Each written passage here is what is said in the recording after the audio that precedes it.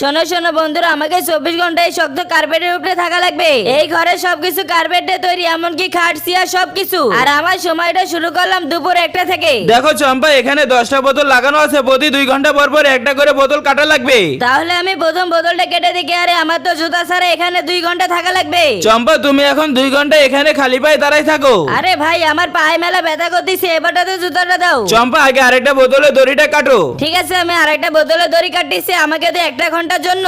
আমি এখানে 1 ঘন্টা লোহার জুতা পরে থাকতে পারবো। দেখো চম্পা, আমি তোমার জন্য কি আনছি, তুমি যদি এটা খেতে পারো তাহলে তো আমি একটা লোহার জামা দিব। আরে ভাই, আমার কোনো লোহার জামা লাগবে না, আমি এখানে খুব সহজে দাঁড়াইতে পারবো। চম্পা, এবারে তোমার জুতা দাও, তোমার 1 ঘন্টা হয়ে গেছে। ভাই আমাকে গেছি দাও, আমি এবারে 1 ঘন্টা বাথরুমের ভিতরে যে কাটাইতে পারবো। এবারে বাথরুমে যে, আরে যা, বাথরুমে তো কাটা লাগা রেখেছে।